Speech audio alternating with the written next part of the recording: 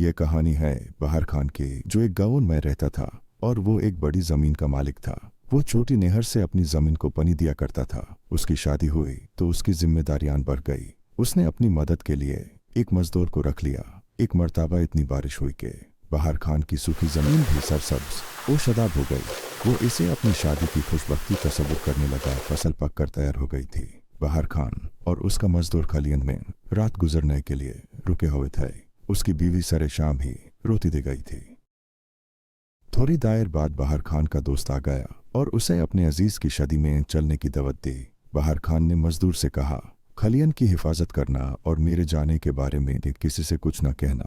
यह ना हो कि किसी चोर को मालूम हो जाए। इस वक्त बहार खान के पास 2000 रुपए थे।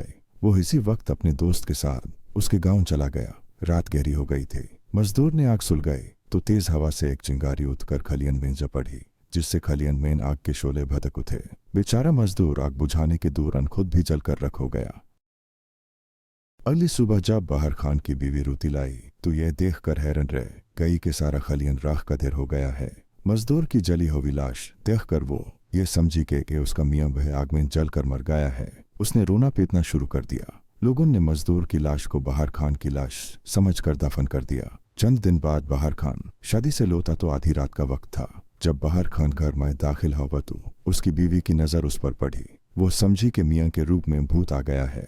वो डर के मारे चिल्लाने लगी। उसकी चीख और पुकार से घर के आसपास के लोग जमा हो गए और पूछने लगे कि क्या हुआ, क्यों चिल्ला रही हो। बीवी ने बताया कि बहार खान का भूत आ गया है। बहार खान ये सुनकर बहुत हैरान हुआ कि उसे मुर्दा कहा जा रहा है। वो लोगों से खौफज़दा होकर वहां से भाग गया और कब्रिस्तान जाकर छुप गया। उसने सोचा रात का वक्त यहीं गुजर लूं, सुबह के वक्त जाऊंगा ताकि दिन की रोशनी में लोग पहचान लें।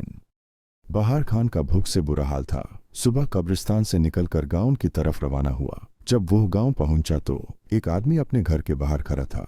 बहार खान उसके पास जाकर कहता है, भाई मैं भूखा हूँ, कुछ खाने को दे दो।